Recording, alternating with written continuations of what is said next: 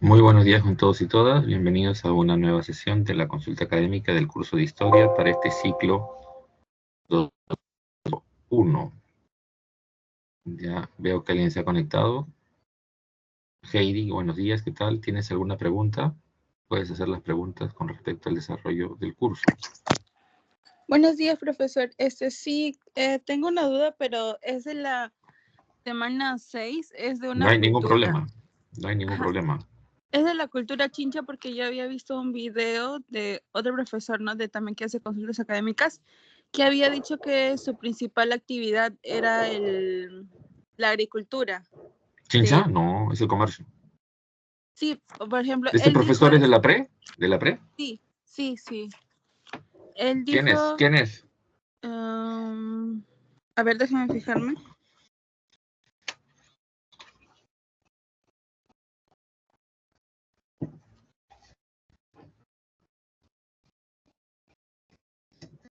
Porque es raro, porque si es de San Marcos, ha tenido que leer obligatoriamente el libro de Valdemar Espinosa, y Valdemar Espinosa es el que especifica eso.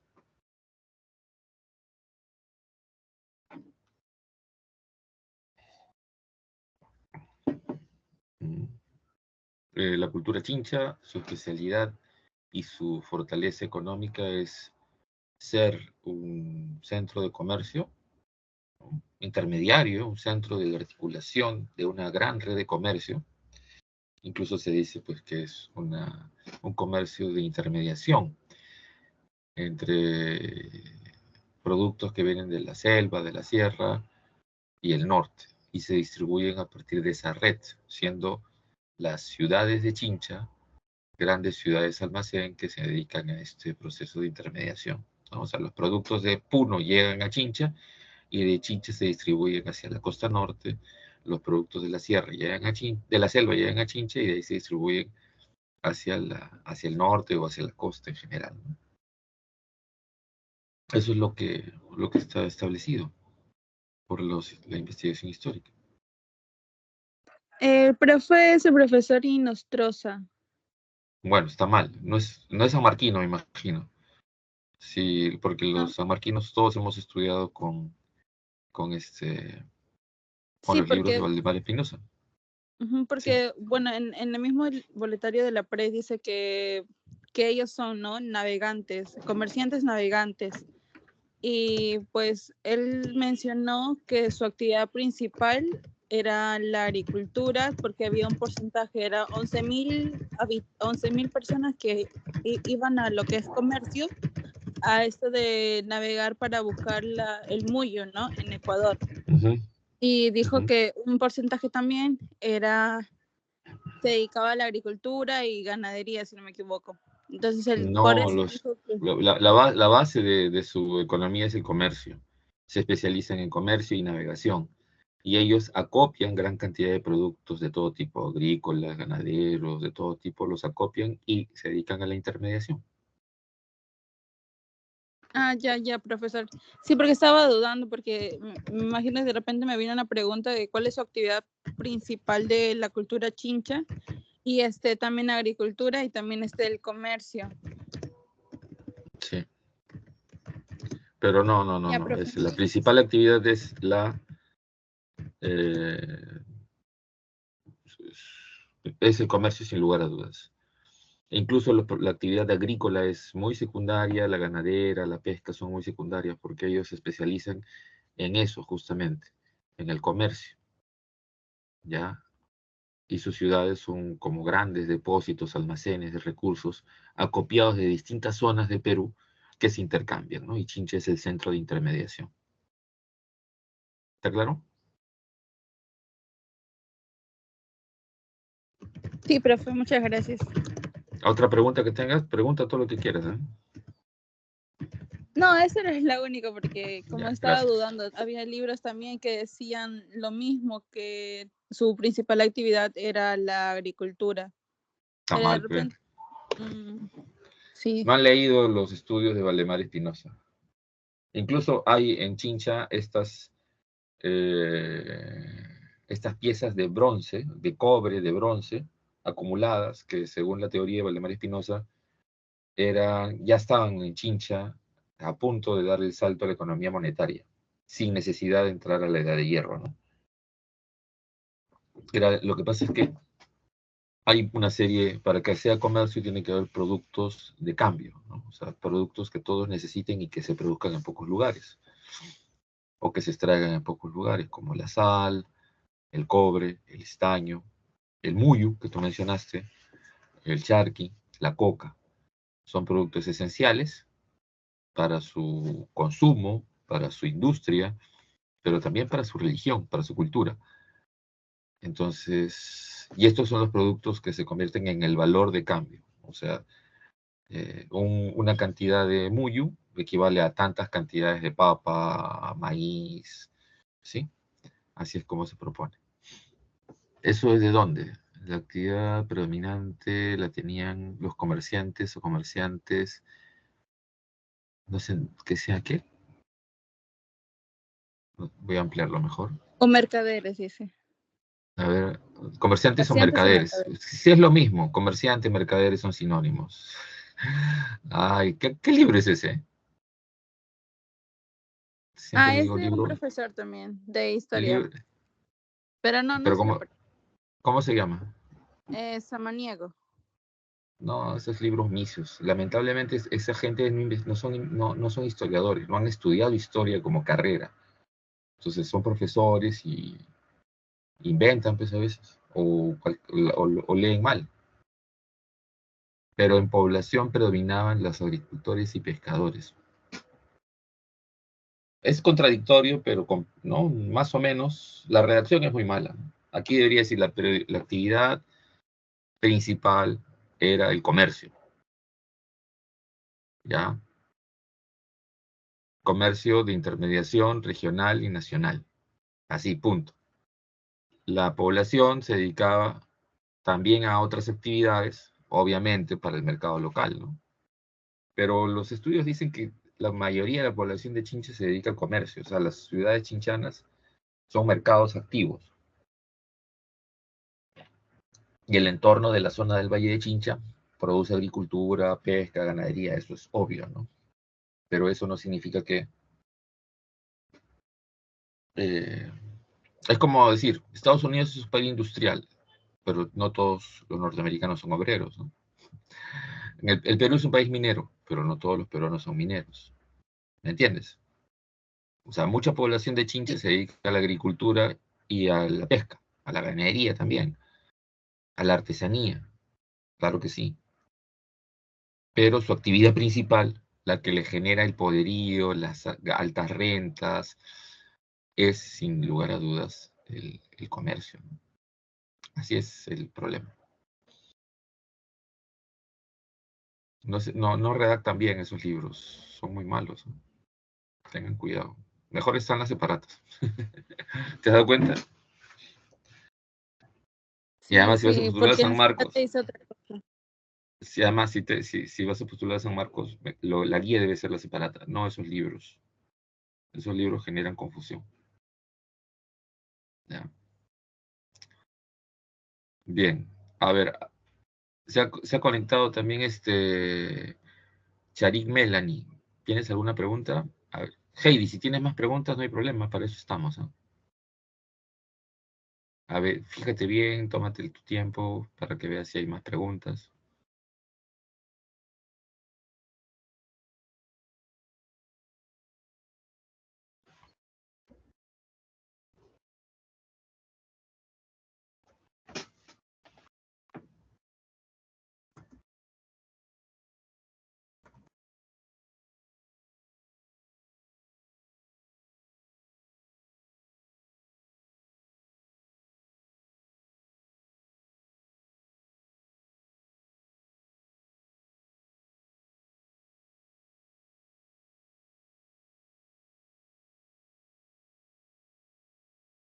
¿Nada? ¿No hay preguntas?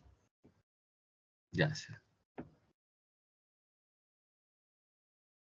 Ya, gracias, Heidi. Entonces vamos a ver si hay algo en los chats para luego empezar con la explicación de los contenidos.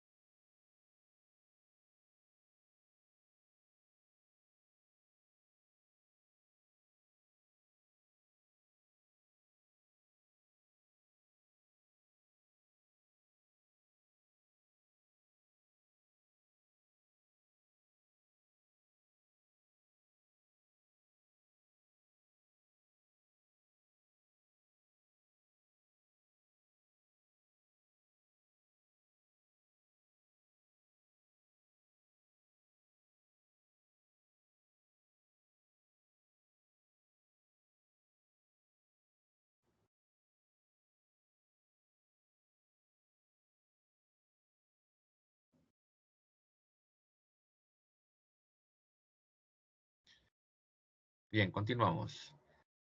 Esta semana es la semana 10 de este ciclo 2024-1, y en esta semana en el curso de historia tenemos una serie de contenidos referidos a temas de historia universal que van desde el proceso de ilustración, las revoluciones, revolución industrial, independencia de los Estados Unidos, revolución francesa, hasta las guerras napoleónicas y el proceso de restauración monárquica en Europa.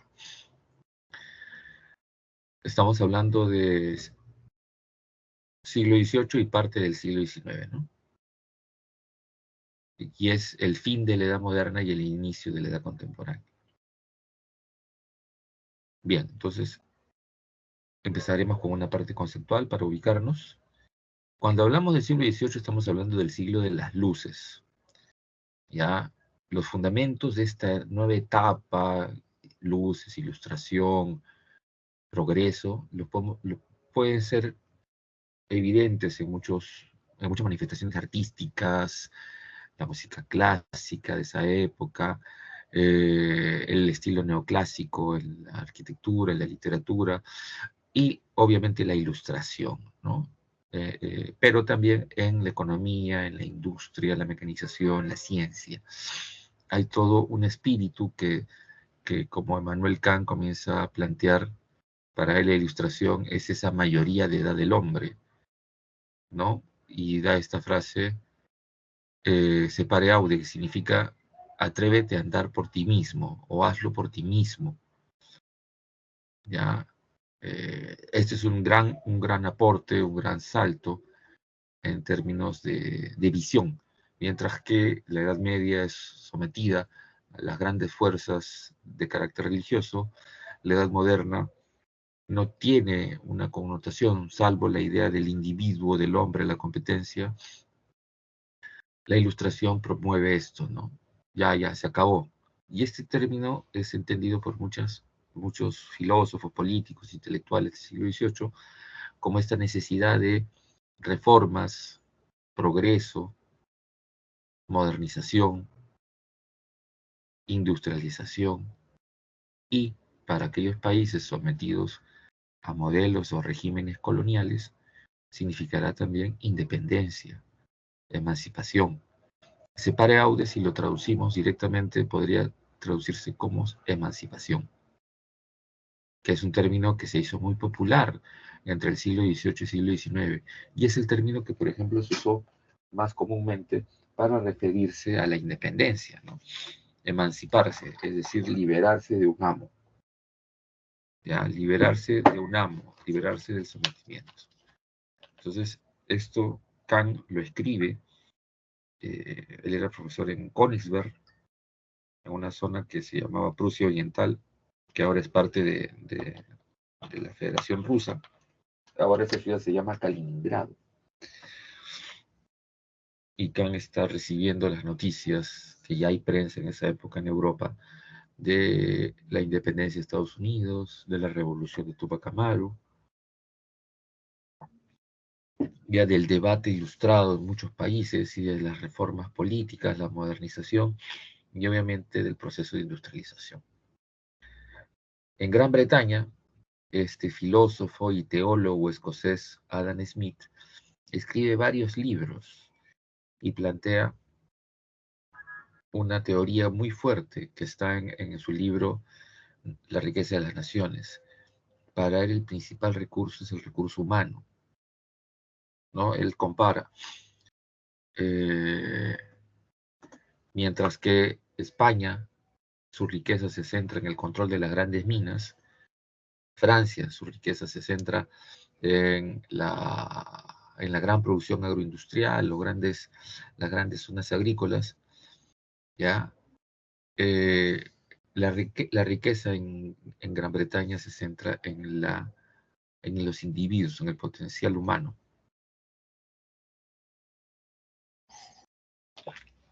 En el potencial humano, ¿ya?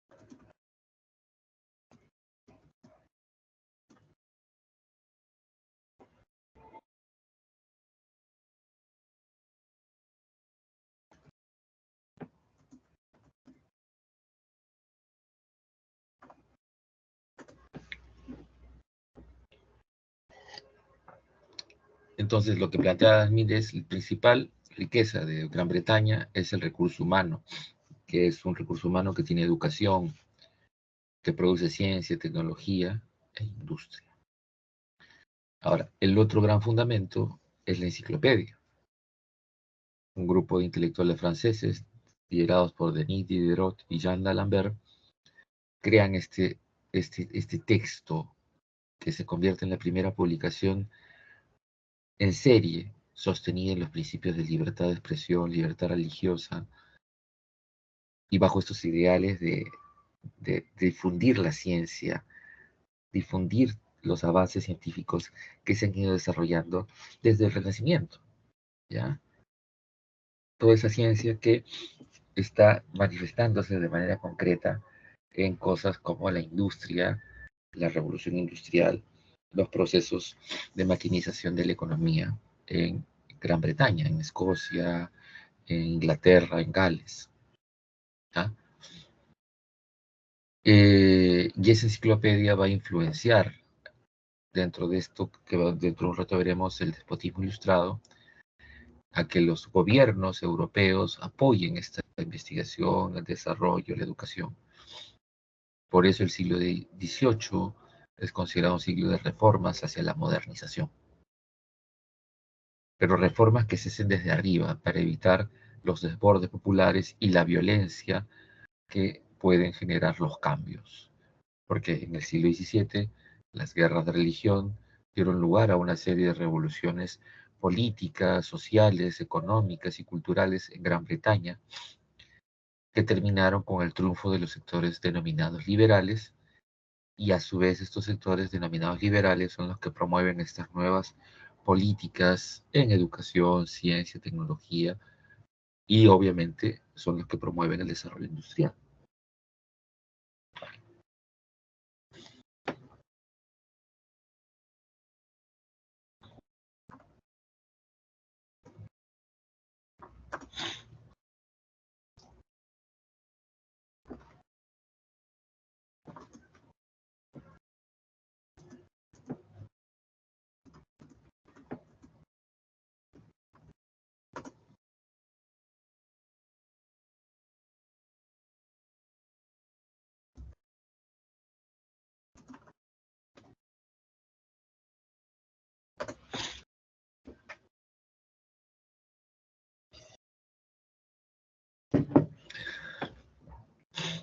Bien. Entonces, las características de este proceso pues, son bien claras. Es el movimiento intelectual más importante desde la Reforma.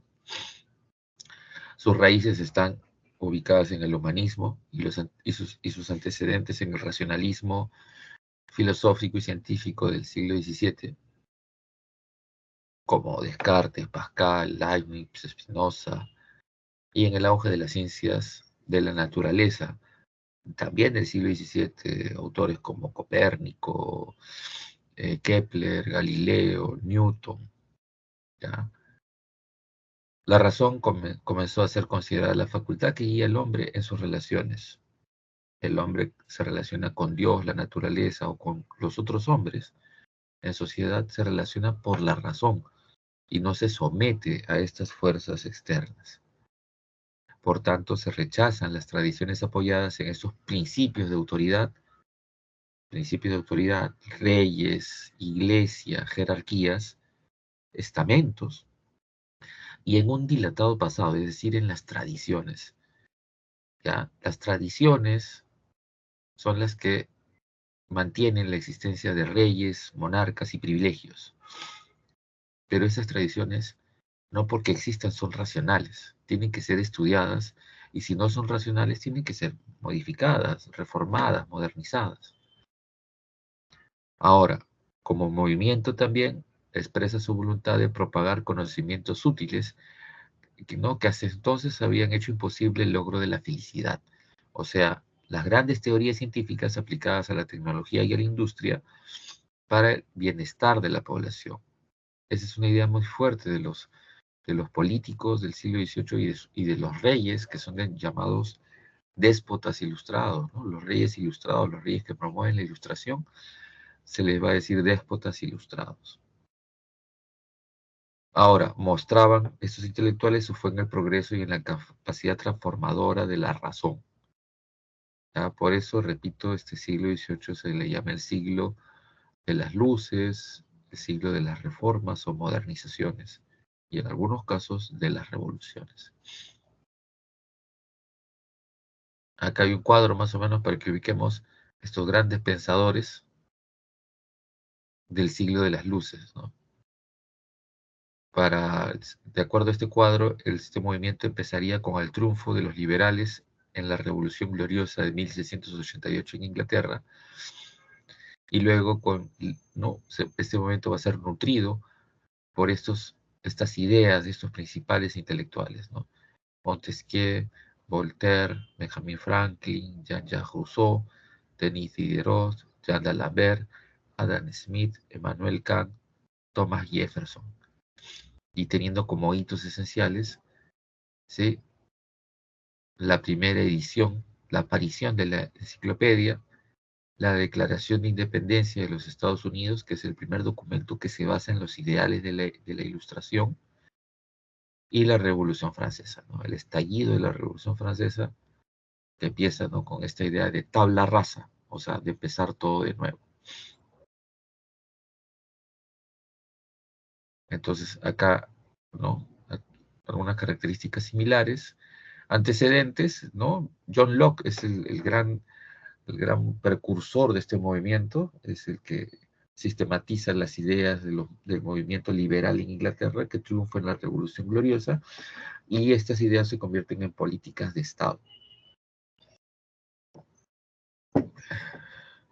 En política de Estado para hacer, y como mencioné, para buscar el bienestar de sus poblaciones, ¿no? Crecer, ganar.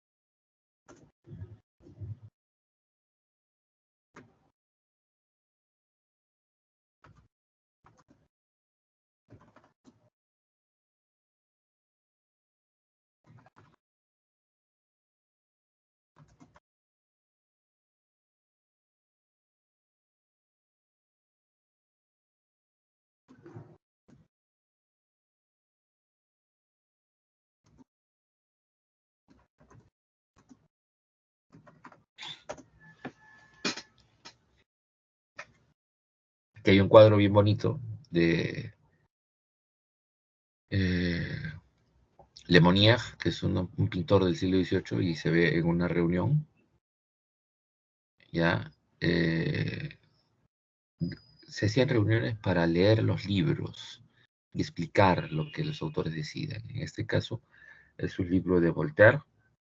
Voltaire ya, ¿no? Y aquí están los seguidores de este movimiento en el caso de París. Este es en la casa de una noble, de Madame Goffin, y se está leyendo una tragedia, la tragedia El huérfano de la China, de Voltaire. Y a esa lectura están los grandes de los grandes, Montesquieu, Turgot, Diderot, D'Alembert, Rousseau, y aquí está el busto de Voltaire. Ya, Voltaire, Voltaire fallece. No, obviamente este cuadro es una recreación, es más o menos como el cuadro de la Escuela de Atenas, del Renacimiento que está en el Vaticano. Aquí hay personajes que obviamente no vivieron en la misma época, ¿no? Montesquieu había muerto mucho antes que todos ellos. Entonces, ¿cuáles son las propuestas de ilustración? Acá está la cuestión.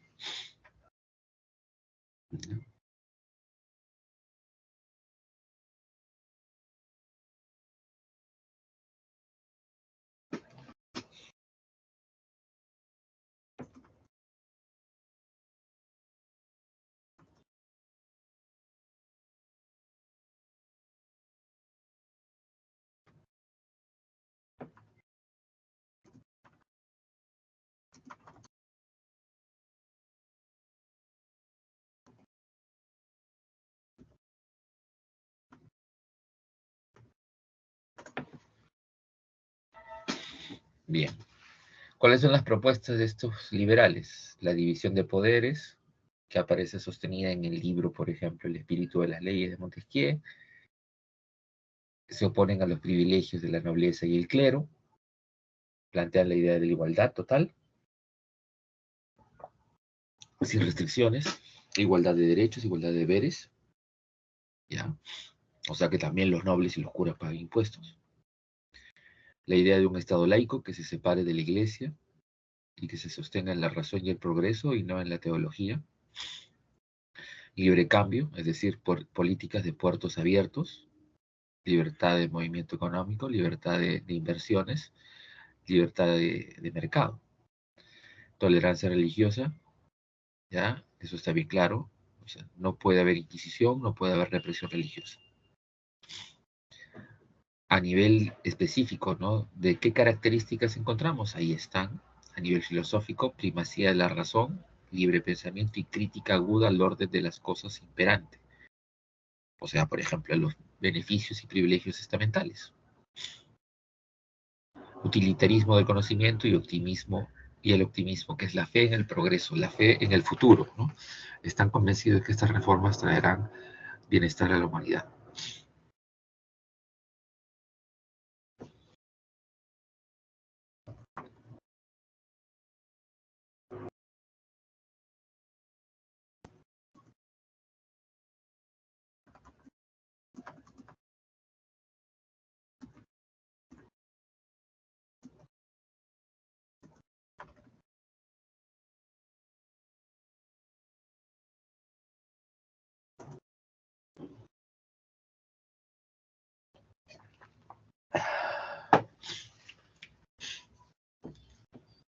Bien.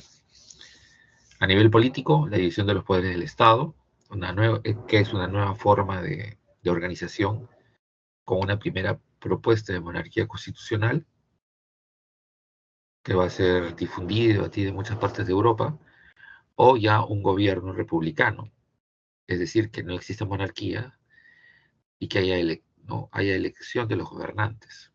La idea de la soberanía popular es muy fuerte. Ahora, también a nivel político se critican los gobiernos absolutistas y los privilegios de los señores, y se proponen estos derechos naturales de la persona. Todos tienen derecho a la vida, la libertad, la igualdad y la propiedad.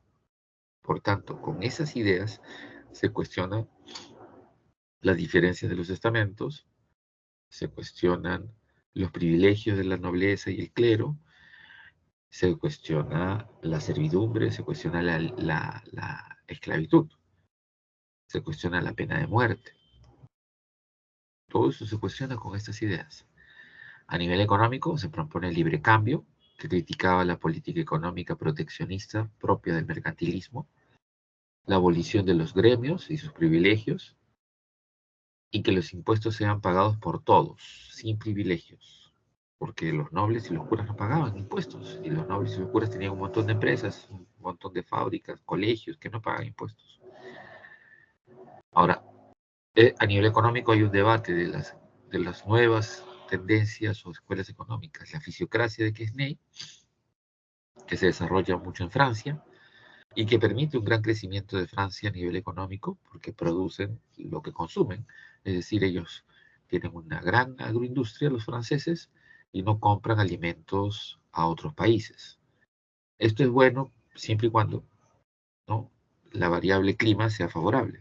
Pero en el caso de Francia, eh, una de las grandes causas de la Revolución Francesa es la crisis del trigo, ¿no?, la carestía de productos alimenticios y los levantamientos populares y saqueos que terminan, ¿no?, generando todo ese malestar revolucionario. La gente tenía hambre. Y los liberales en Francia tienen esa frase, ¿no? Laissez-faire, laissez-passer, que el gobierno no se meta en la actividad económica y deje pasar los productos alimenticios que vengan de otros países. Trigo, cebada, Francia, no alcanza, entonces hay que traerla de Alemania, de Austria, de España, de donde sea, la gente tiene hambre. Y la otra escuela ¿no? La escuela muy fuerte, que es la escuela liberal o la escuela clásica, que se sostiene a partir de la idea de Adam Smith, que planteaba que la riqueza estaba en el trabajo, ¿no? Ese trabajo debe ser desarrollado de manera libre y sosteniéndose en la libertad de comercio. A nivel religioso, como mencioné, la tolerancia religiosa y la idea de un Estado laico, totalmente separado de la Iglesia. Incluso ideas más radicales, ¿no? Como la de Rousseau, de abolir la religión. Y a nivel social, la doctrina del buen salvaje, ¿no? O sea, Rousseau dice que el hombre nace libre, pero la sociedad lo corrompe a partir de dogmas, mitos, religión. Todo eso genera que el hombre se corrompa, se vuelva malo. Entonces hay que hacer una educación que deje de lado la teología, la religión, los dogmas, y más bien se centre en el individuo y sus necesidades. Y obviamente a nivel social se critican estos privilegios de la nobleza, ¿no? que son legales en ese momento todavía. Los privilegios de la nobleza sobre los siervos y vasallos recién serán abolidos durante las guerras napoleónicas. La enciclopedia, que es este libro, enciclopedia viene del cíclope, ¿no? De este monstruo mitológico que tiene un solo ojo y lo ve todo. Y la idea es que en este texto esté toda la sabiduría contenida, ¿no? Desarrollada durante esos años. Pero obviamente esto va a continuar avanzando y desarrollándose y siendo aplicado en muchos países, ¿no? Pero realmente es el principal medio de difusión de las ideas ilustradas y sus críticas a la sociedad estamental, y servirá de modelo para otras publicaciones en otros países, ¿no? En España el Mercurio de Madrid, en el Perú el Mercurio peruano, ¿ya? Se usan nombres mitológicos, el cíclope, que tiene un solo ojo que todo lo ve, Mercurio, que es el mensajero de los dioses, que transmite el conocimiento, transmite información, ¿no? Estos son temas, ¿no? mitológicos muy importantes.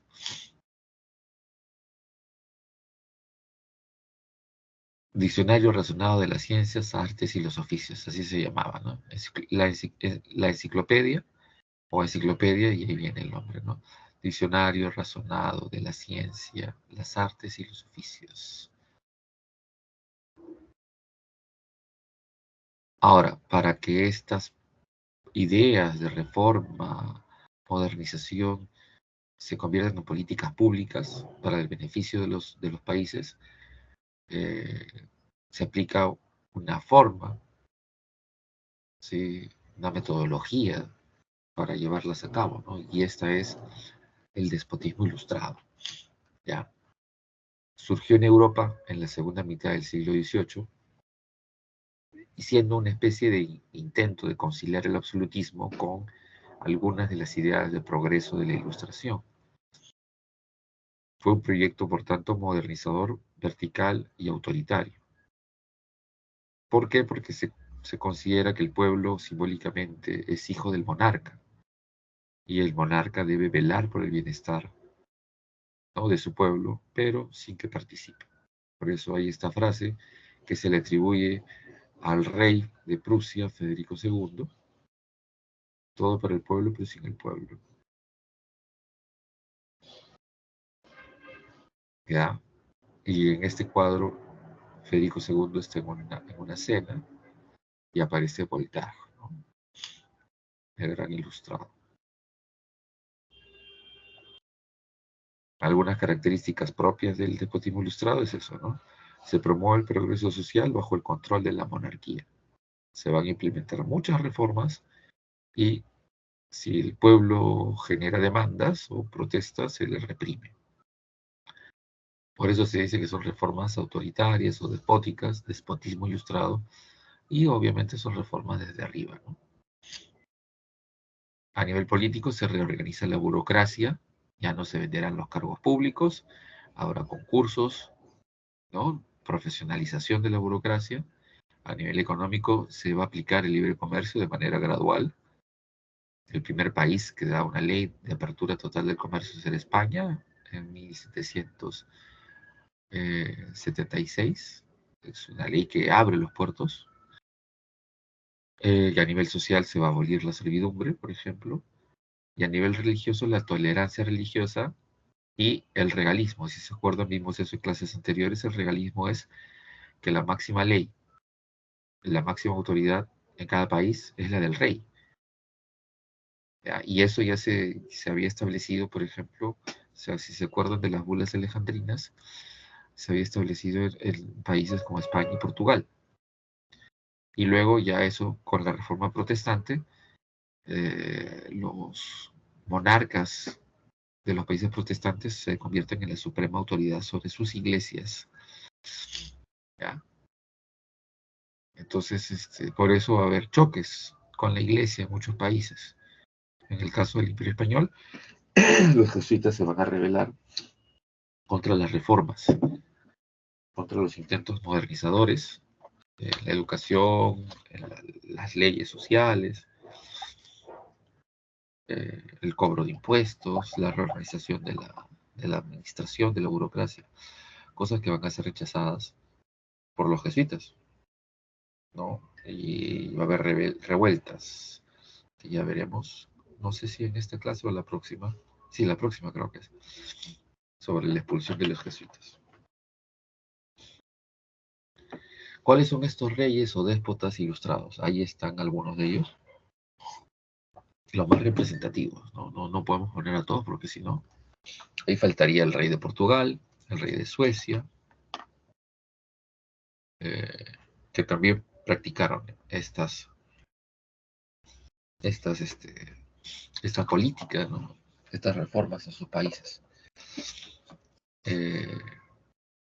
Carlos III, el rey de España, le pusieron el apodo de alcalde de Madrid o el rey albañil, porque generó una modernización de las grandes ciudades españolas, empezando por Madrid. Si actualmente ustedes van a Madrid, ya si ingresan a San Marcos, hay intercambio con un montón de universidades españolas y obviamente también los sanmarquinos pueden postular a los posgrados de universidades españolas como de manera directa, ¿no? Y si obtienen buen puntaje, los españoles te pagan los estudios, ¿no? Si van actualmente a Madrid, el centro histórico de Madrid es una reconstrucción que se hizo durante el gobierno del rey Carlos III. En el caso de Austria, la reina María Teresa, que va a modernizar también la ciudad de Viena. Vas a Viena, igual, la Viena que vas a ver es esa, la Viena de María Teresa, ¿ya? Y moderniza la administración del Imperio Austrohúngaro, ¿ya? Y centraliza, obviamente son reformas centralizadoras, ¿no? O sea, no pierden esta característica absolutista del centralismo y del regalismo, eso no lo van a perder. Y en el caso de Catalina II, Catalina la Grande, va a hacer varias cosas para empezar. Seculariza los bienes de la iglesia, es decir, los hace pagar impuestos, ¿ya? Somete la iglesia a su gobierno y mantuvo una gran correspondencia con los ilustrados franceses, moderniza la capital, que en ese momento era San Petersburgo, y hace una reforma educativa para la nobleza rusa. Cuando expulsaron a los jesuitas, muchos jesuitas terminaron viviendo en Rusia, convirtiéndose en los profesores para esa nobleza, para la élite rusa. El otro gran rey, ¿no? Esencial para entender el crecimiento de Alemania es Federico II, llamado Federico el Grande, rey de Prusia, que va a adoptar los modelos de reforma educativa desarrollados en Inglaterra y una serie de principios legales muy avanzados para la época, como abolición de la tortura, ¿ya? y oficializar en su reino la tolerancia religiosa. Tuvo muchas críticas por parte de católicos y evangélicos, pero igual, Prusia se convierte en un reino laico. Eso es lo importante que hizo este reino. El rey ingeniero le decían a Federico II. Bien, vamos a ver si hay algo en el chat, porque vi una campanita que se movió y regresamos para hablar de la independencia de las 13 colonias.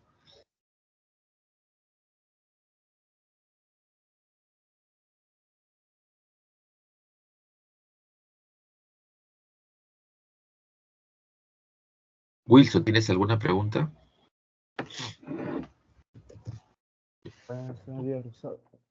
¿Qué tal? Dime. Sí, tengo una pregunta, pero no relacionada con este tema, si se puede ayudar. Del virreinato. Ya, virreinato, pero ¿qué tema del virreinato? Ahorita le paso la pregunta, es una pregunta. Claro que sí, claro que sí. Tómate tu tiempo, no hay problema.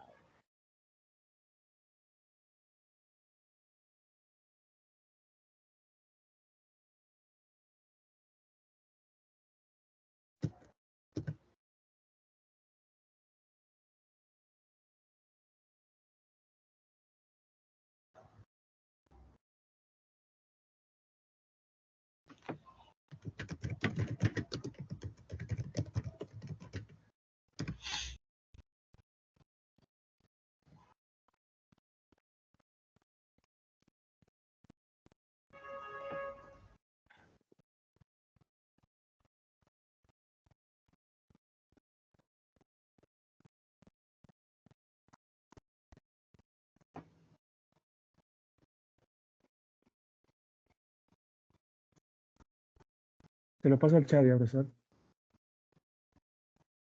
¿Ya?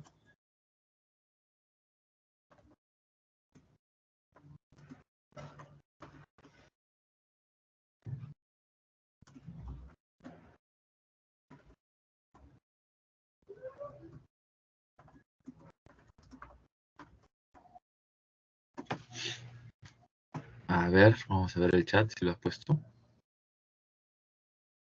Ahora sí.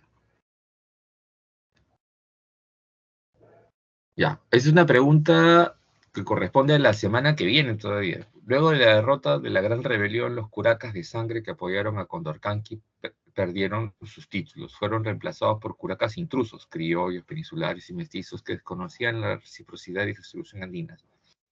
¿Esta pregunta de dónde la han sacado? Es un examen de admisión, profesor. Ya. Frente a ese desequilibrio, los alcaldes barayoks adquirieron mayor importancia, pero a diferencia de la nobleza indígena, eran elegidos solo anualmente de entre los indígenas del común. De acuerdo con lo anterior, se puede concluir que en el periodo posterior a la Gran Rebelión, o sea, terminaron la Gran Rebelión, los españoles eliminan a los curacazgos, ¿ya? Eliminan los curacazgos y promueven que haya elección entre las, o sea, ya no hay curacas, se acabó, no hay curacas, todos son iguales. Y en cada comunidad se eligen, hay una elección y se eligen al alcalde de indios, ¿ya? Y surge este término Barayok. Barayok viene no es un término propiamente ni una institución indígena, es un bastón de mando que las autoridades españolas le dan a ese alcalde elegido. ¿Y de dónde sale ese alcalde? De los indígenas de toda la comunidad. Entiendo, profesor. Ya. ¿Qué más? A ver, entonces, ¿cuál es la...? A ver, en el periodo posterior se debilitaron los liderazgos étnicos indígenas pese al fortalecimiento de la figura del Barayok, sí es cierto. Los curacas intrusos contribuyeron a debilitar políticamente a las comunidades indígenas. Eso sí, pero solo en pocos lugares. A ver, vamos a ver. La uno sigue de cajón. Los Barayó fortalecieron el liderazgo étnico pese a la presencia de curaques intrusos. Sí, pero este es un orden retórico.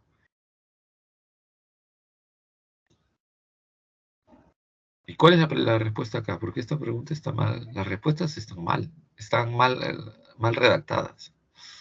¿Mal? A ver, dejen O sea, buscar. están mal redactadas. O así, así está el examen. ¿Qué examen es? ¿De qué año es? Si no recuerdo, 2023. Ahorita lo busco, déjenme revisarlo Porque no brevemente. me, la redacción es media rara de las respuestas. Ahorita lo busco. Sí, por eso me hacía un poco raro. Yo participé en Sí. ese examen.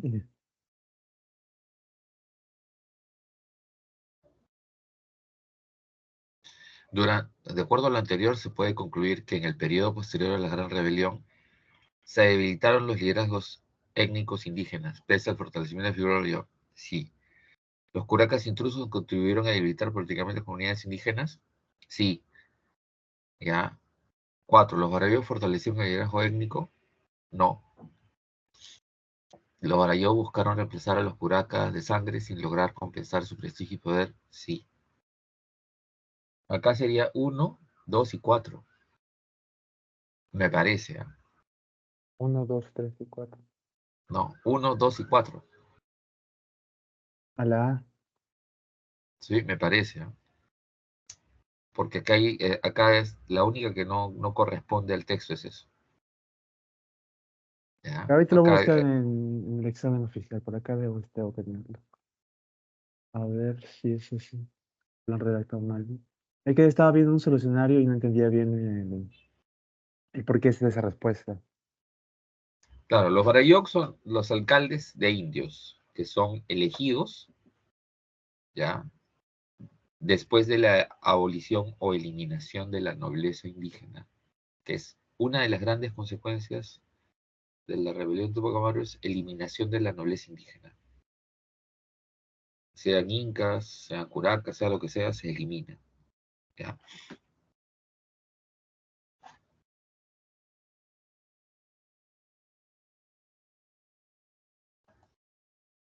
Pues otra pregunta de paso ahí. ¿Los títulos nobiliarios se podían comprar en la época de Reinato? O Sí, sea, sí, ¿podían ascender? Ah, sí, sí. sí. Hay familias de comerciantes que compraban títulos nobiliarios para dejar de pagar algunos impuestos, ¿no? Por ejemplo, si tú tenías tu hacienda y tu hacienda te permitía producir azúcar, algodón, ¿no? Trigo, y con esos productos los vendías, y con eso mantenías tu hacienda, tu casa, tu estatus, tu lujo, ¿ya? No pagabas impuestos sobre eso. Ah, más que nada Es, sí, sí, claro. Te cuento que mi familia, ya, eran comerciantes y compraron un título ¿ya? ah, Para no pagar los impuestos que tenían en su hacienda. Ahora, al poco tiempo, bueno, después de varios años, uno de los herederos vendió el título, porque los títulos se valorizaban, ¿ya? Entonces, comenzaron a pelearse los hermanos y agarraron y tomaron la decisión de vender el título. Y se lo vendieron a otro comerciante, ¿ya? Y ese comerciante a su vez dejó de pagar impuestos a lo que es su renta personal, ¿ya? mm, Pero si tú agarras y produces pisco y ese pisco lo exportas y tienes utilidades, ahí sí pagas impuestos. Entonces la gente lo que quería era hacerse ¿no? sus casonas, sus casotas, su lujo, ¿ya? Era producto de ganancias que no pagaban impuestos, lo cual obviamente es injusto también, ¿no? ¿Cómo vas a mantener el lujo? ¿Cómo vas a mantener negocios sin pagar impuestos? Ahora eso se le llama impuesto a la renta. Si ganas 100, igual pagas. Si ganas ¿no? más de 100, igual pagas. En esa época era el privilegio de los nobles y de los curas de que solo pagaban de las utilidades, solo pagaban de lo que ¿no? vendían de más. Esa era la diferencia. Y esa era la gran crítica pues, a la nobleza y a la iglesia en todo el mundo. las exoneraciones tributarias que tenían, los privilegios tributarios. En cambio, los burgueses, el tercer estado, ¿no? El pueblo llano, los plebeyos, pagan impuestos para todo. Esa era la gran crítica, ¿te acuerdas? A todos. Sí, sí. Y justo esta semana vamos a hablar de la Revolución Francesa y ahí aparece, ¿no? La crítica que hacen los ilustrados a estos privilegios. No, sí está, como estoy revisando ahorita el examen oficial, sí está bien redactado, pensé que estaba más redactado. Este es el mismo examen, este es el mismo examen. ¿Y cuál es en el solucionario que te dicen? Sí, la A también. La A es. La A es, porque la única que no coordina es esa, pues. ¿Los barayos fortalecieron el liderazgo étnico? No, al contrario. Son muy inestables, ¿no? Se vuelven muy inestables. Esa fue la gran consecuencia, ¿no? de la rebelión de Tupac Amaru contra la población indígena. Sus autoridades legítimas van a ser eliminadas, legítimas y tradicionales, ¿no? Van a ser eliminadas por una especie de concepto de democracia y se eligen a los barayoks, que es un término, la forma es, el concepto es neologismo, es una palabra inventada.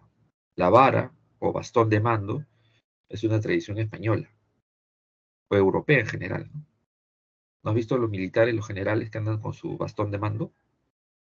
Sí, sí, sí. Ya, entonces a los alcaldes de indios les dieron un bastón de mando porque los alcaldes de indios estaban obligados a que parte de ¿no? A formar batallones, y parte de sus indios se convertían en una especie de ejército de reserva. ¿Y Eso, quién dirigía eso? El alcalde de indios, o Barayo. se podría decir que hubo como un tipo de feudalismo acá, ¿cierto? En época de virreinato, No, ya que ya ¿por está, qué? ¿no? ¿Por qué? ¿Sabes qué Mm, significa feudalismo, no? o sea, ¿Qué de que implica el hay un... feudalismo? Acuérdate, eso lo hemos visto hace 2 semanas. Ya que, para empezar, en el feudalismo, cada noble en Europa, en la época feudal, es dueño de su propiedad e impone su ley, impone sus normas, incluso su propia moneda. Acá Acá está no. todo bajo del poder virrey, Ah, ¿cierto? aquí hubo un error de varios. Justo un profesor que ya falleció decía eso, pues Pablo Macero. Y decía feudalismo colonial americano. Pero aguanta. Pizarro, desde Colón, Pizarro, Cortés, ellos conquistan con permiso de quién. La corona. Y por tanto todos los territorios de quién son. De la corona española. Y el rey es propietario. ¿Ya? Y con las bulas alejandrinas, se establece legalmente. Por eso el rey, si alguien cuestionaba al rey, le quitaban sus propiedades. Y no era una violación de derechos. Y eso hicieron Sí, con algunos conquistadores, ¿te acuerdas? sí, por Se eso, rebelaron y también lo hicieron con los curas. Hoy, la próxima semana, bueno, si tú has postulado, sabes, de la expulsión de los jesuitas, ¿no? sí, reformas borbónicas. Así es. El, ¿Quién era dueño de todas las tierras? El Estado, el rey. No, los jesuitas eran propietarios y hay un debate, los jesuitas eran posesionarios de muchos terrenos, pero el propietario en última instancia de todos los bienes de la iglesia, ¿de quién es? El rey.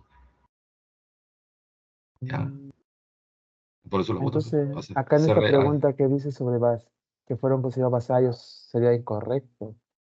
a ver, ¿cuál pregunta? Acá le mandé. Ah, no, con las leyes nuevas, los indios son considerados vasallos del rey, pero vasallos menores de edad. Eso sí están en las leyes nuevas. Pero vasallo no significa siervo, ¿ah? Como relacioné mal vasallaje con el feudalismo. No, pero el vasallaje Sí, existe. ya me Ya, di cuenta. por si acaso, hasta ahorita, los reinos de Europa, si en España, en Francia, bueno, no, dijo en Francia, no, en Inglaterra, o en España. Si hay una persona que hace algo bueno, lo condecoran y le dan un título nobiliario. Los Beatles, por ejemplo, Elton John, David Beckham, el jugador de fútbol, ¿ya? Les dan títulos, pero eso no significa que haya vasallaje. Disculpa, servidumbre. Se vuelven vasallos del rey, representantes, ¿ya?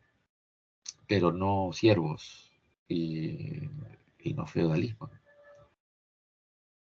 No es lo mismo, ¿eh? El vasallaje como sistema es abolido, pero como privilegios existe. Por eso hay nobles en Europa. ¿Sabes, no? Que hay nobles, Claro, reyes, todavía se puede príncipes, ver eso duques, en condes, España. ¿ya? En Europa se mantuvo la nobleza. En Francia se creó la república, pero luego Napoleón restablece la nobleza. Napoleón restablece la nobleza, Napoleón restablece a la iglesia y le devuelve sus propiedades. Napoleón restablece a la nobleza y le devuelve sus títulos y propiedades. A veces cuando dicen, no, Napoleón era un radical liberal, no, Napoleón era vivo, muy vivo, ¿no? Por eso logró el apoyo de la nobleza y de la iglesia y de los católicos y de los monarquistas. Napoleón era Bien. recontra vivo. Mientras que los verdaderos liberales, que eran los jacobinos radicales, ¿qué hicieron? Querían bajarse. Lo primero, el gobierno jacobino va a eliminar la religión, va a prohibir los símbolos religiosos, ¿no? Van a saquear iglesias, eh, prohíben que los curas y las monjas usen hábitos, ¿no? Si tienen negocios, pagan impuestos, punto, se acabó. Solo una pregunta. Luego Napoleón en el poder le devuelve todo. Ah, sí. Las flotas armadas se usaban acá como tipo de protección a los que llevan mercancías, ¿cierto, profesor? A ver, cuando se dice Las flotas flota, armadas.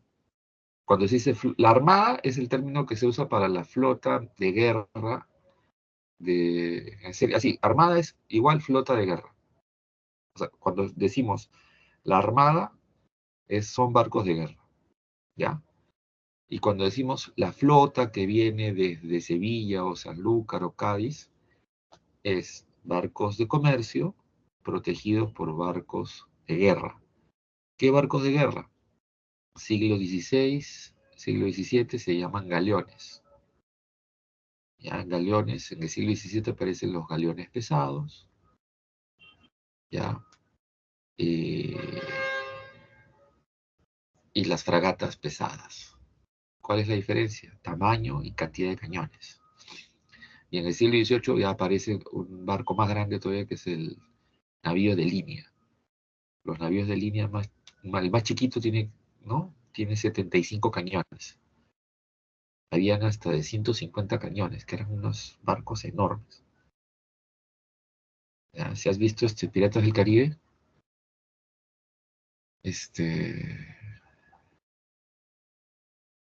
los barcos más, el Perla Negra es una fragata. A Pues ver, entonces en esa pregunta, ¿cuál que responde? ¿Cuál espérate, sería? vamos a ver, recién estoy leyendo la promulgación, Ah, reglamento y aranceles. Este es el Real Decreto de Libre Comercio, ¿ya? Que abre el comercio entre España, entre Europa y las colonias españolas, ¿ya? ¿verdad? Este reglamento marcó el fin del sistema de flotas, ¿ya? O sea, ¿Ya no era necesario? ya no era necesario, pues porque si abres el comercio, pues ¿por qué hay flotas? Porque como hay monopolio mercantil, si España está en guerra con un país X, ese país X manda su armada para atacar a esos barcos. Entonces, si abres el comercio, ¿ya? Ahí justamente cuando se abre el comercio, aparecen, ¿no? Muchos casos de gente que, como ya la guerra ya no es para el saqueo, que era lo normal, o sea, hasta antes de esa ley, Los barcos tenían que tener, los mercantes tenían que tener protección, porque si no eran saqueados. ¿Quién los saqueaba? El enemigo, pues, de otro país. ¿Ya? Los ingleses, los franceses, los holandeses. Pero cuando se abre el libre comercio ya no necesita. Se acabó. Se acabó ese miedo. Pero obviamente siempre va a haber guerras, ¿no? A ver, ¿cuáles son? Una de las consecuencias para el virreinato peruano fue el establecimiento de los virreinatos de Nueva Granada y Río de la Plata. No, porque eso ya se había creado antes. La pérdida del monopolio de los comerciantes limeños en América del Sur, el aumento de los impuestos y tributos, el incremento del poder territorial del Consulado de Lima, eh, la posibilidad de comerciar directamente con puertos de América y Europa. No, en el caso del virreinato del Perú, la gran consecuencia es la pérdida del monopolio. En esa pregunta la respuesta sería la B. ¿Cuál es la que te han dado?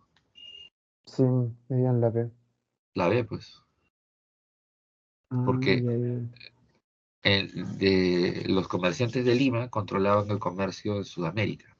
¿Qué se exportaba Pero, principalmente acá de Perú, profesor? Para ¿cómo? minerales. ¿Qué se exportaba de Perú para La mayoría pesar? eran minerales, pero también había cochinilla, había pisco y había quina. ¿Ha visto el escudo nacional? Sí. Ya, pues, el árbol de la quina. De ahí sale cascarilla, o sea, la cáscara, la corteza de ese árbol se procesa y sale una medicina que se llama quinina. ¿Ya? ¿Para qué sirve eso? La quinina es indispensable porque si te pican estos zancudos de malaria o paludismo, gracias a la quinina los efectos se disminuyen. Y eso se produce pues en la selva del norte del Perú y el Ecuador. Y el otro símbolo del escudo nacional es la vicuña, porque representa a la lana más fina de la industria textil. Y abajo aparece el cuerno de la abundancia o cornucopia de la abundancia, donde aparecen monedas de oro y plata, que hace referencia a la minería del Alto Perú. ¿Sí? Quina, Mm, principal producto de, ¿no? de la audiencia de Quito, la vicuña, industria textil, principal producto de actividad de ¿no? de la audiencia de Lima o Perú, y los minerales, principal producto de la audiencia de Charcas o Alto Perú, ahora llamado Bolivia.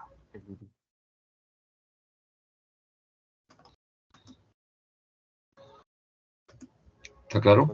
sí, sí, sí, me aclaró todas mis dudas. Eh, No, dale, pero si tienes más, dale, no hay problema. A ver, una pregunta, profesor. Con España y Portugal están en una competencia náutica, ¿cierto? En cómo llegar a la India lo más pronto posible, o la mejor ruta.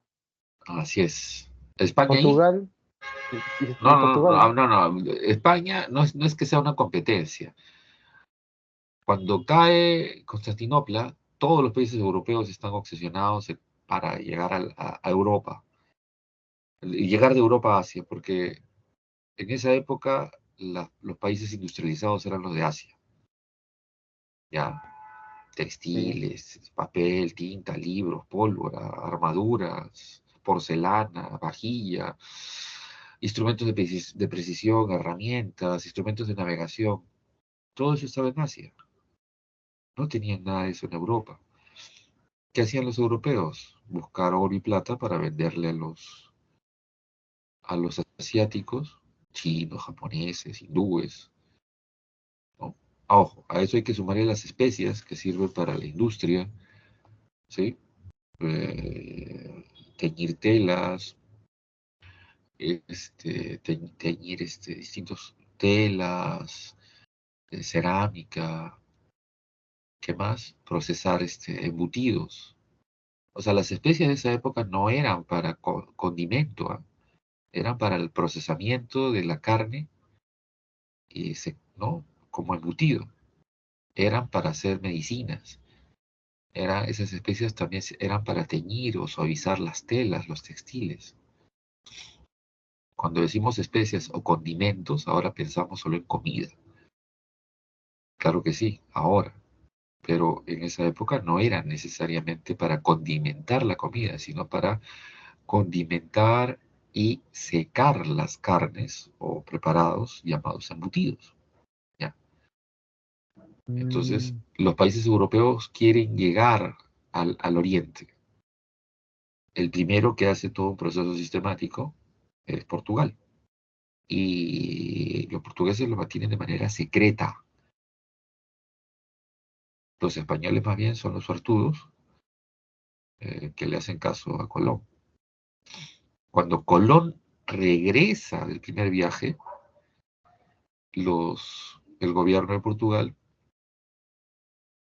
se reúne con el de España, en este caso la Alianza de Castilla y Aragón, y le dice, oye, nosotros hemos estado haciendo lo mismo, pero yendo para el otro lado, para África. ¿Ya? Y entonces ponen a la iglesia como árbitro y se dividen las zonas de conquista. Y por eso Brasil termina siendo territorio portugués legalmente. Ah, por la iglesia. La iglesia es el árbitro. El árbitro. La iglesia es un árbitro. ¿Ya? Y la iglesia, a través de las bulas alejandrinas, se convierte en un árbitro que justifica el reparto de los nuevos territorios o tierras nuevas y justifica esas conquistas. ¿Ya? Y también en esas, le llaman bulas alejandrinas porque el papa era Alejandro VI, y las bulas es el término que se usa para las leyes que dan los papas. Mediante las bulas alejandrinas, los papas pues le entregan, reconocen las conquistas, los descubrimientos y conquistas, y le entregan el poder, ¿no? Justifican el poder de estos imperios en esos territorios. Y encima le dan la capacidad a estos reyes de ser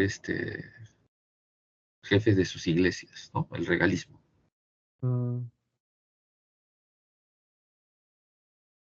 Ah, ya me quedó claro. Eso sí me recuerdo también. Los españoles, no me acuerdo quién logró capturar a unos indios que estaban en Portumbes y los capturó, creo que era Filipillo los nombró, ¿no? No, No me Filipillo recuerdo. no era, no, Filipillo no tiene nada que ver. Filipillo era un indio que vino ya de... A ver, en Panamá,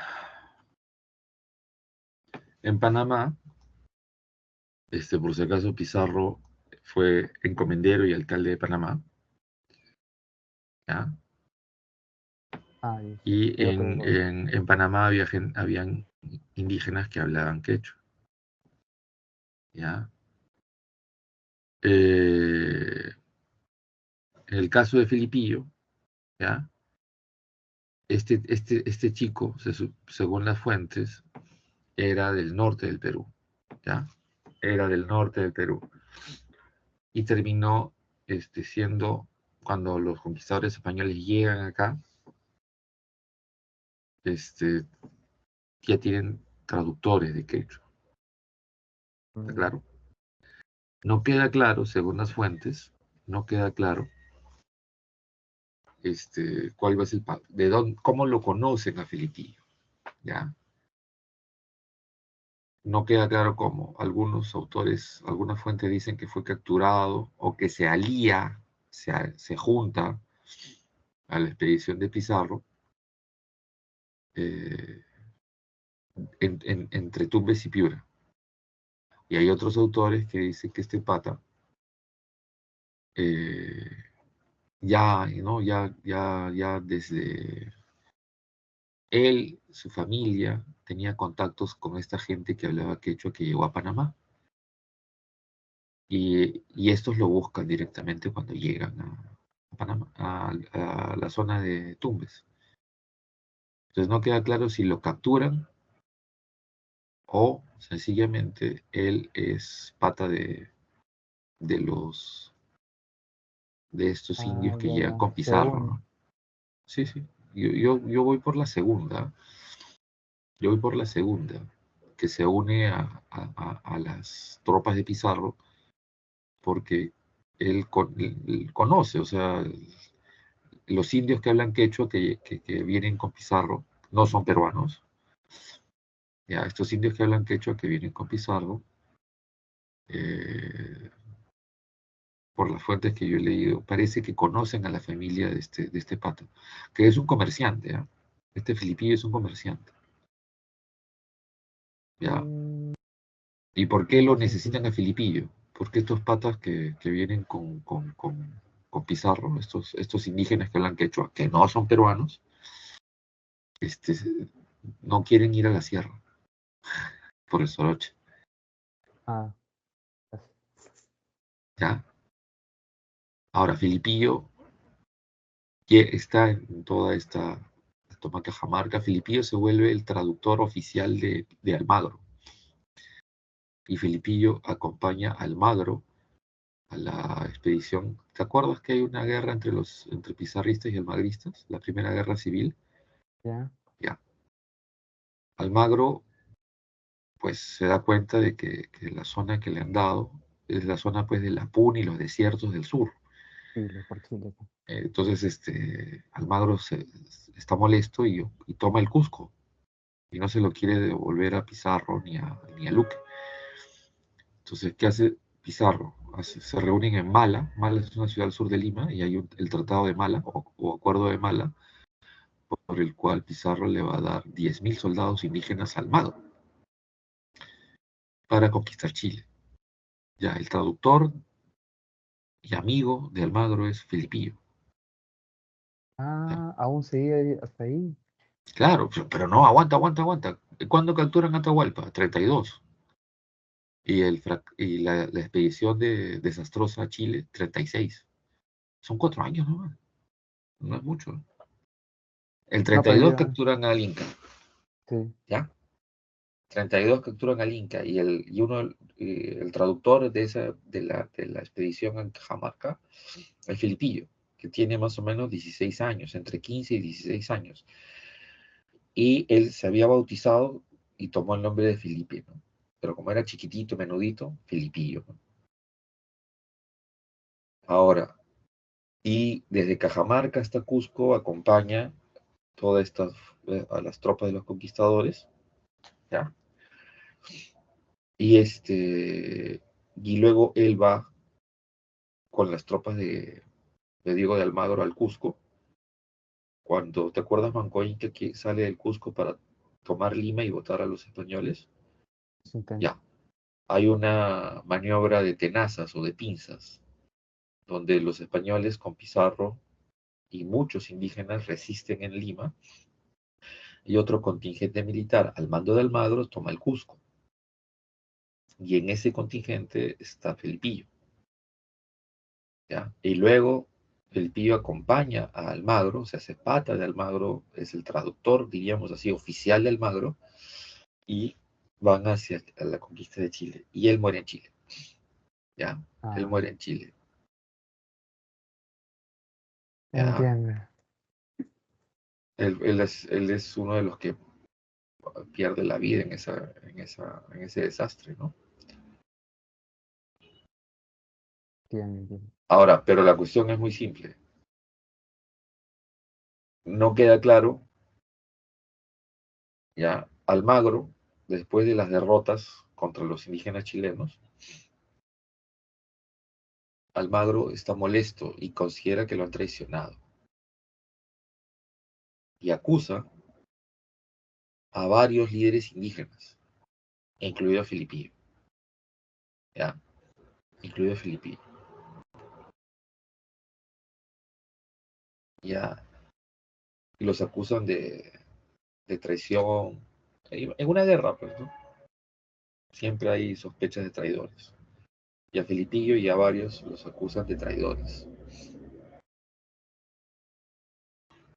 ya, por esa derrota alucinante que tuvieron contra los chilenos. Y Filipillo es ejecutado. Ay, ay, ay. Ahora, esa es una versión.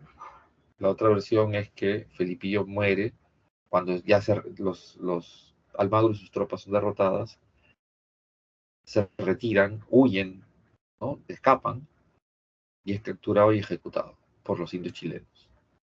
Pero una versión que más o menos reciente, que se hizo en los años 80, 90, de un historiador que era profe en la Cantuta, Juan José Vega, decía que no, que Filipillo va a ser acusado por Almagro. Almagro se desespera, pues, después de la derrota y acusa a varios de traición. Y a uno de ellos que lo acusa de traición es a Filipillo. Y, y es acusado por... Y ¿sabes qué le hacían a los traidores, no? Cómo los ejecutaban. Los descuartizaban, los desmembraban, ¿no? Tirados por caballos. Ay. Profe, una pregunta. Ay, ya entendí, me quedé ya. A veces preguntan de las reformas toledanas, he visto mucho. ¿Qué Ah, pregunta de claro. reforma? Ya, pero ¿qué te interesa de la A reforma? ver, El virrey Toledo, porque al llegar al Perú hizo una gran cantidad de reformas, ¿no? más que Una nada, gran... quería explicar un poco en el apartado del mano de obra de cómo se administraba al,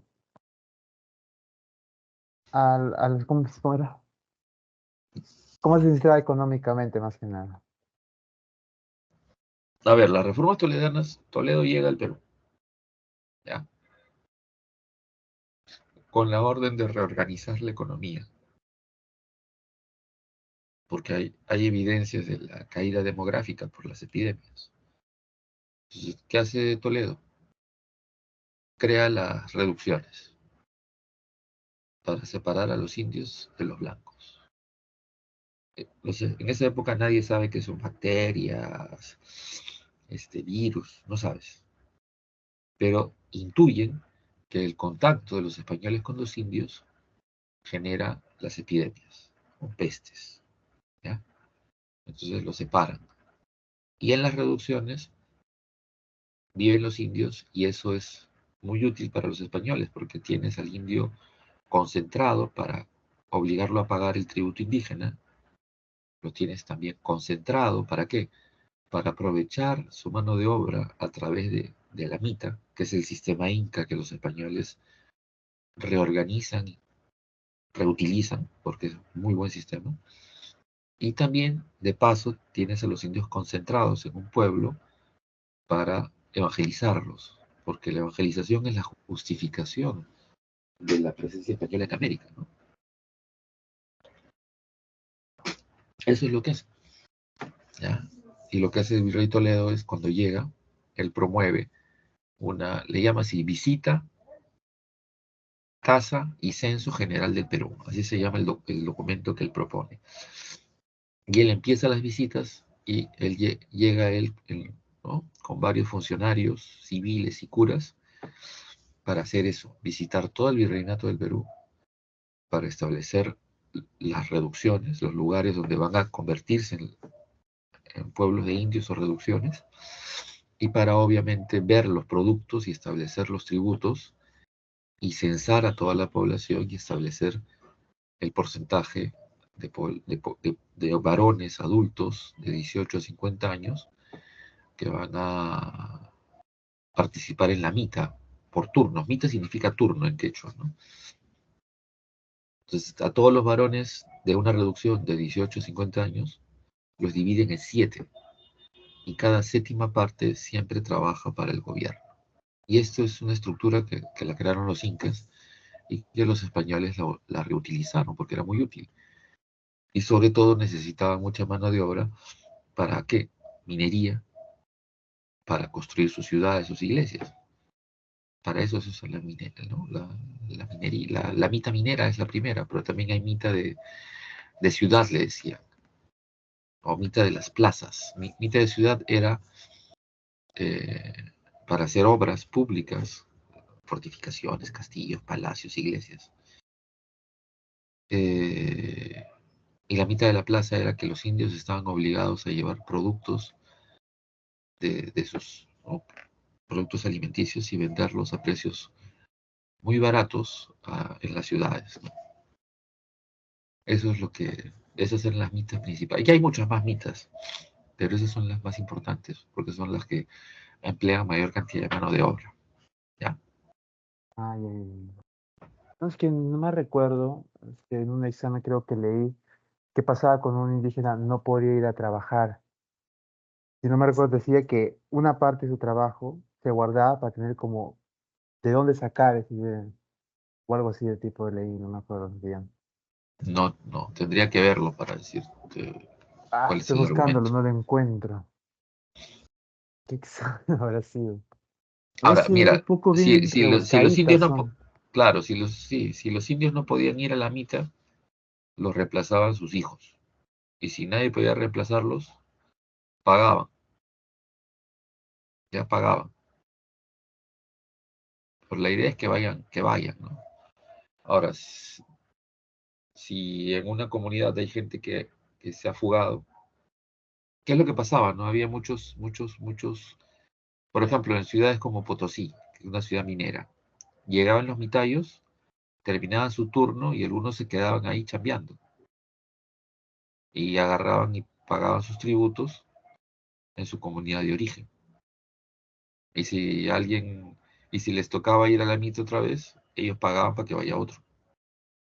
Eso sí hay evidencia, hay muchas fuentes sobre eso.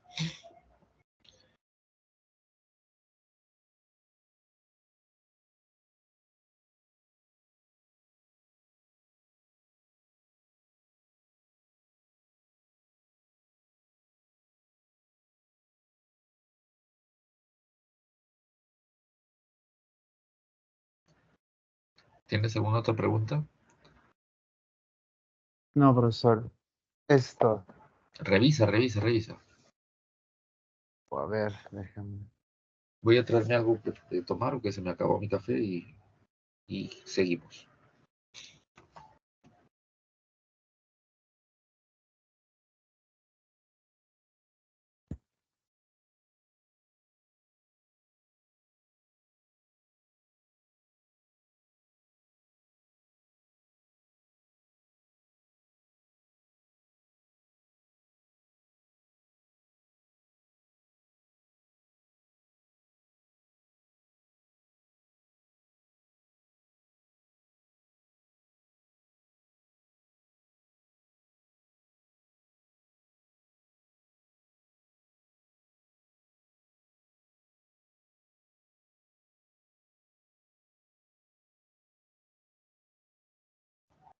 Ya está. ¿Qué pregunta tienes? Dime, pásamelo. A ver, ahorita. Allá en época de la Reforma Actual había muchos tipos de impuestos, ¿no, profe? El quinto real, alcabala, el almoforjazgo. Sí, claro. Como todo país, ¿no?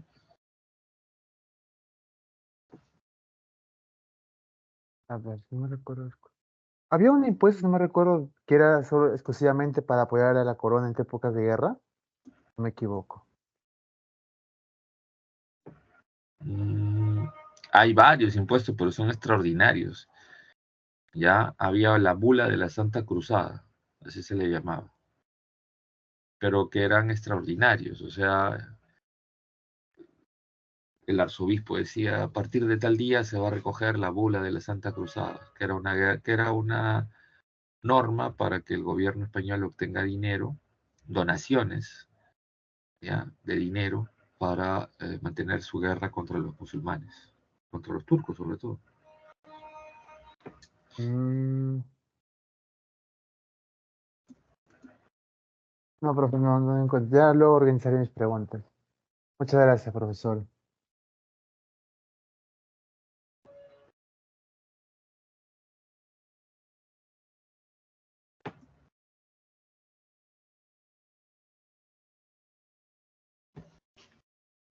No, gracias a ti. A ver, vamos a revisar si hay algo en el chat y continuamos.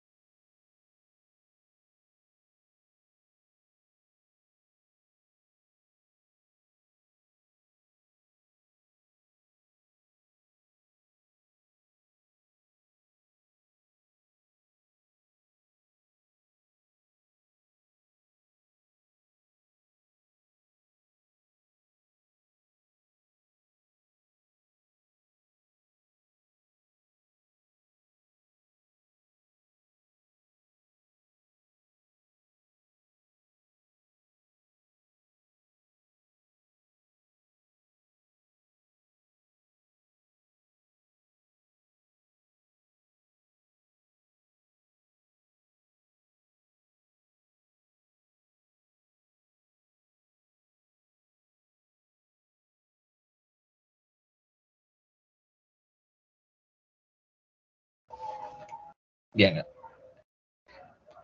como parte de las, diríamos así, aplicaciones reales de esos ideales de la ilustración, podemos observar grandes procesos, ¿no? Como la independencia de las 13 colonias inglesas. Ya los ingleses a lo largo del siglo XVI, XVII y XVIII formaron una serie de colonias, para ser exacto 13 colonias en esta zona de la costa atlántica de América del Norte. Estas colonias eran leales al Imperio Español, eran mantenidas dentro de este sistema del monopolio comercial, ¿no?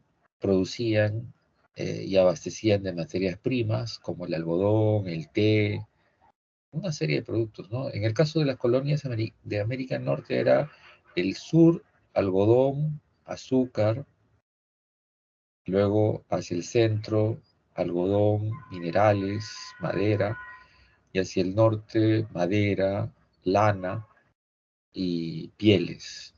Y también, obviamente, todo tipo de minerales, perlas también, ¿no?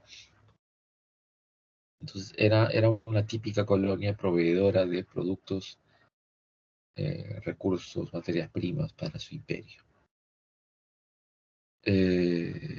Se mantuvo estas circunstancias hasta que, como producto de la Guerra de los 7 Años, ya, como producto de la Guerra de los 7 Años, a pesar de que Inglaterra fue la gran victoriosa en esta guerra, eh, el déficit fiscal, o sea, el dinero que gastó en esa guerra, Inglaterra lo va a cubrir con una serie de impuestos, sobre todo en sus colonias, provocando el malestar de los colonos, ¿no? Por eso los colonos exigen representación en el Parlamento, el gobierno les niega la representación y empiezan los conflictos, ¿no? Levantamientos, motines, marchas, ¿no? Uno de los grandes actos fue ante una marcha contra los impuestos. Los británicos dispararon a la población. Esa es la masacre sangrienta en 1770 en Boston, ¿ya? Boston se convierte en el centro de las protestas, ¿no? Porque es el puerto más grande en ese momento. Años después se dará el motín del té, ¿ya? Aquí hay una representación, se movió, una representación del motín del té, donde los colonos disfrazados de indios, ¿no? Toman el puerto y tiran el embarque de té al mar, ¿ya? Los ingleses americanos, los norteamericanos, dejan y abandonan la costumbre del té y comienzan a tomar café. Y el café llega por contrabando, llevado de distintas partes de Sudamérica y el Caribe, ¿ya? Por comerciantes españoles, portugueses, contrabandistas, que según las leyes británicas eran piratas. El motín del té del 16 de diciembre del 73 generará ya, diríamos, una espiral, ¿no?, del conflicto. En el 74, los colonos rompen las relaciones diplomáticas y comerciales con Inglaterra, dejan de usar la libra, que es la moneda inglesa, y comienzan a usar el peso español, ¿ya?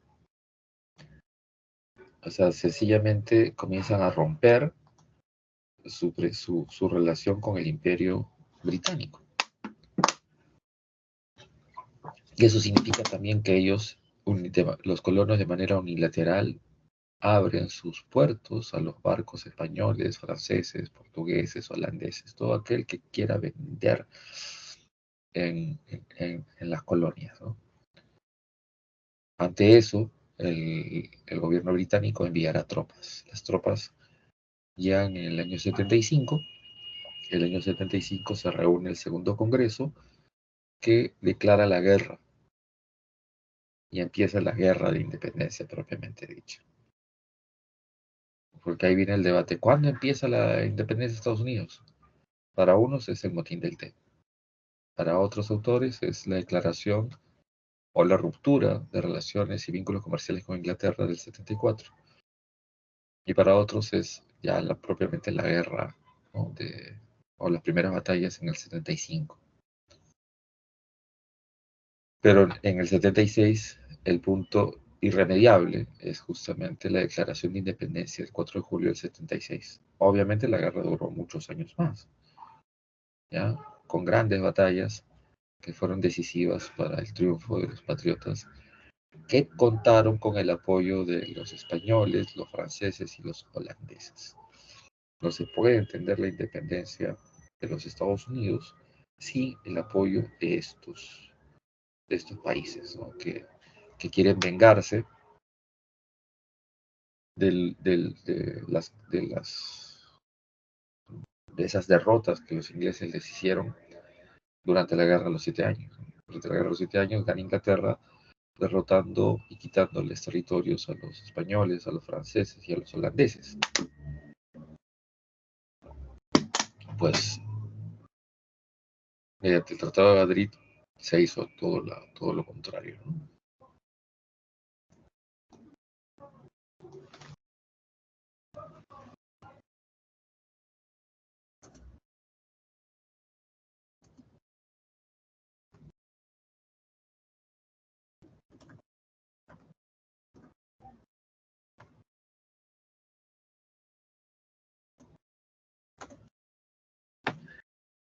Bien.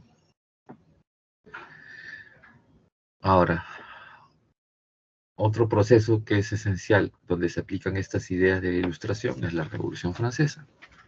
¿Ya? La Revolución Francesa, que es ese proceso que dirige la burguesía con base y apoyo popular que puso fin al antiguo régimen, que es el modelo de organización económica, política y social que viene desde la Edad Media, ¿no? Sobre todo que se sustenta y defiende los privilegios de la nobleza y el clero.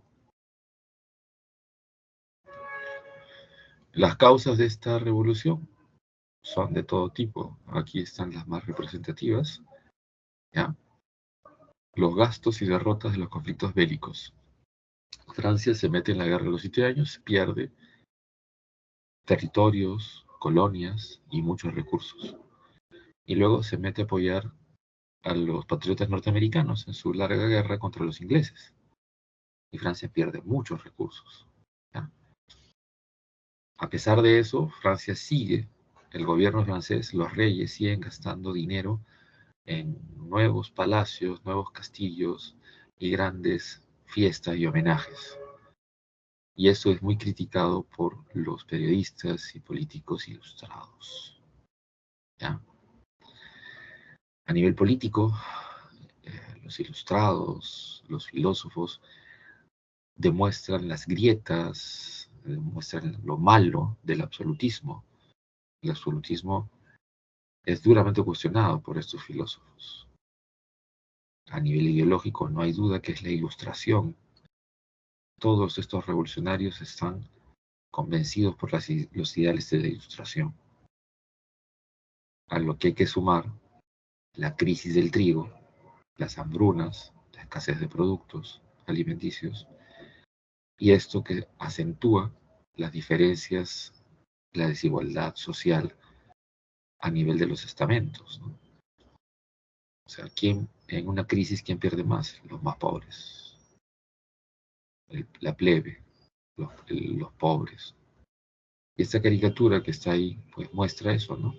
La plebe, los pobres, soportando, ¿no? Cargando al clero y a la nobleza. Ya, a pesar de que este pobre está mal alimentado y tiene que pagar impuestos, tiene que mantener y soportar la carga de estos sectores sociales parasitarios. Ahora, el gobierno francés se ha gastado muchos recursos y de préstamos a los banqueros. En 1788 los banqueros le exigen al rey que haga reformas y que a su vez pongan a un nuevo ministro de Economía que haga las reformas. En este caso fue el banquero Jacques Necker, que se vuelve ministro, y él propone que para salir de la crisis económica Francia cobre tributos a al clero y la nobleza. Y que para salir de la hambruna, Francia abra su mercado a los productos alimenticios de otros países. Obviamente estas medidas van a ser rechazadas, ¿ya? ¿Por quién? Por la Asamblea. Ahora, Necker le dice al rey, para que estas reformas triunfen, tienes que convocar al Parlamento, a las asambleas, llamadas Estados Generales, para que no crean que tú se les impones, sino más bien tú, ¿no? Presentamos las reformas y que ellos elijan. Y bueno, el problema va a ser que no se pusieron de acuerdo, ¿no? Necker expone las reformas y en los Estados Generales, que son los 3 estados, representan, ¿no? Se divide un tercio de representantes del clero, otro tercio de la nobleza y otro tercio del pueblo. Obviamente, los más conservadores querían que haya un voto por estamento o estado, y los más ilustrados, los más liberales, un voto por persona. Bueno, pues nada de eso pasó, porque como se perdió tiempo en ese gran debate, el gobierno tomó la decisión de cerrar el Parlamento, ¿ya? Y encima tratar de hacer unas reformas a medias que no funcionaron y que mantuvieron, por ejemplo, la frontera cerrada a los productos alimenticios extranjeros. Mientras pasa eso, un grupo de diputados, la mayoría del pueblo, muchos nobles y muchos curas, se reúnen de manera secreta en un club que tiene una cancha de tenis techada, diríamos un coliseo de tenis. Y ahí juran mantenerse unidos como una institución representativa de Francia hasta que Francia se convierta en una monarquía constitucional. Se reúnen de manera clandestina, por eso las protestas continúan y mucha gente está muy molesta porque el gobierno ha cerrado el parlamento y encima no hace reformas. Y encima hay hambruna. Eso es lo que va a desencadenar las marchas que terminan en la gran marcha de la toma de la Bastilla, en la que la policía llamada Guardia Nacional, en lugar de disolver la marcha y enfrentarse a los manifestantes, la Guardia Nacional se unió a las marchas. ¿Ya? ¿Y por qué la Bastilla? Porque la Bastilla era un símbolo de la opresión monárquica y despótica. Era un castillo de origen medieval, ¿ya? Ya fue lugar de prisión de la Inquisición, fue el lugar donde torturaban y ejecutaban a las personas, enemigos del Estado y de la Iglesia. Y también, ya, ya para la época de la Revolución Francesa, era un depósito de armas y municiones. El término técnico es polvorín. Tomar la Bastilla era tomar armas y que el pueblo se arme para obligar al rey a que restituya el parlamento y haga las reformas. Esa era la idea. Y la Guardia Nacional se supone que fue creada para disolver esas manifestaciones y reprimir a la población, pero no, se unió a las manifestaciones. Y al primer cañonazo que le tiraron a la Bastilla, el comandante y los oficiales de la Bastilla se rindieron. Fueron asesinados por la población. Hubo mucha violencia, fue brutal. Bueno, paro acá y porque los detalles ya los verán después. Entonces, la Revolución Francesa tiene 3 grandes etapas, ¿no? La primera es la republicana, la monárquica, que termina con una serie de reformas en las que la Asamblea Legislativa asume el control del Estado, le quita los poderes al rey, lo deja como rey, pero sin poder real. Ante eso, ¿sí? Ante esa situación, los ejércitos de Austria y Prusia amenazan con atacar Francia.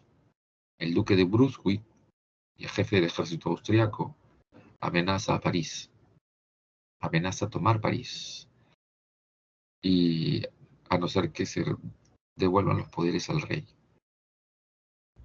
la asamblea, en lugar de asustarse, le declara la guerra al imperio austriaco y al reino de Prusia. ¿Ya?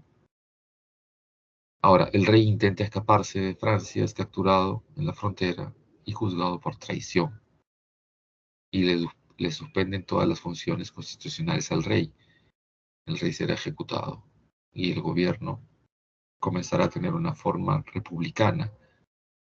Y el primer periodo republicano es el periodo de los jacobinos, que son los que gobiernan y crean esta dictadura del terror en una época de guerra. El ministro Danton, ¿no?, da discursos encendidos contra los enemigos de Francia fuera, o sea, estos países que atacan, y dentro, porque los enemigos de Francia dentro son los enemigos de la revolución. Y cuando las tropas austríacas y prusianas cruzan la frontera, ya comienzan las matanzas contra aquellos considerados antirrevolucionarios, ¿no? Bueno, no voy a entrar al detalle, más bien vamos a las preguntas, que es lo que nos interesa resolver en esta sesión de consulta.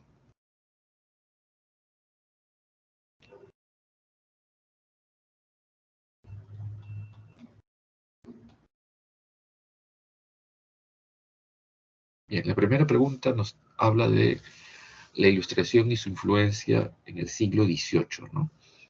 Nos propone esta idea, que es la definición de Ilustración, y que se desarrolla, ¿no?, a partir de Francia y abarca pues todos los países de esa época, ¿no? Entonces, en el aspecto económico, ¿a qué nos referimos con la Ilustración? ¿Ya? ¿La riqueza de un país puede medirse por el oro? No. Es la crítica que hace Adam Smith. La división de poderes no es económico. ¿Ya? La escuela fisiocrática sí. Un elemento central de las propuestas económicas de la Ilustración es o la propuesta de la fisiocracia, desarrollo de la agroindustria, o la apertura de mercados o libre mercado, que son las dos grandes posturas. Al final la que terminó triunfando es la de la apertura de mercado. Bien, entonces la 1 es Brasil. Y la 2, que es sobre la independencia de los Estados Unidos, nos plantea las consecuencias, ¿no?, los acontecimientos que corresponden a las consecuencias de este gran proceso. Reconocimiento territorial y concesión de derechos a los nativos norteamericanos, eso nunca pasó. Influencia la revolución, no, ¿va a influenciar Estados Unidos en la Revolución Francesa? Sí. ¿Y en la independencia de los países hispanoamericanos? Claro que sí. Ya. ¿Apoyo económico a las colonias españolas en busca de su independencia? No, absolutamente. Los norteamericanos no apoyan económicamente a los países hispanoamericanos en el proceso de independencia. Formación de un gobierno republicano federal con un presidente constitucional, cierto. Entonces, acá, en la pregunta 2, la respuesta es dedo. La pregunta 3 es sobre las etapas de la Revolución Francesa y sus acontecimientos. Ya. Acá tenemos 1 hace referencia a que Asamblea Constituyente se van a abolir los privilegios feudales y de la servidumbre y se aprueba la Constitución Civil del Clero, por la cual los curas van a tener que pagar impuestos y son considerados una carrera que paga impuestos. Ya, pierden sus privilegios, exoneraciones y tribunales. Asamblea Legislativa. ¿Qué hizo la Asamblea Legislativa? Durante la Asamblea Legislativa se produjo el asalto al Palacio de las Tullerías y se le suspenden las funciones constitucionales al rey. Donde, ¿no?, luego, durante la Convención Jacobina hablamos de la dictadura de Robespierre, quien estableció el gobierno del terror, persiguiendo a sus opositores. ¿Ya? Era Robespierre como primer ministro y Danton como ministro de guerra o de seguridad. Y la 4, el directorio, ¿ya? El directorio republicano.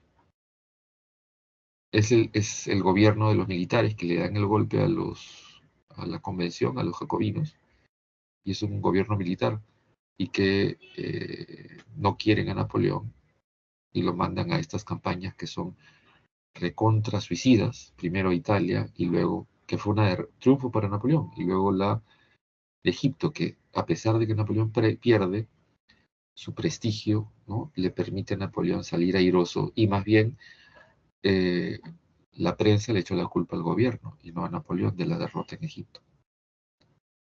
Así que la 13 es dedo. La 4 es una pregunta sobre la primera revolución industrial. ¿Sí? ¿Cuál es, no?, el verdadero y falso en este caso? ¿Frederick Taylor empezó a desarrollar un modelo que se denominó Administración Científica del Trabajo? No.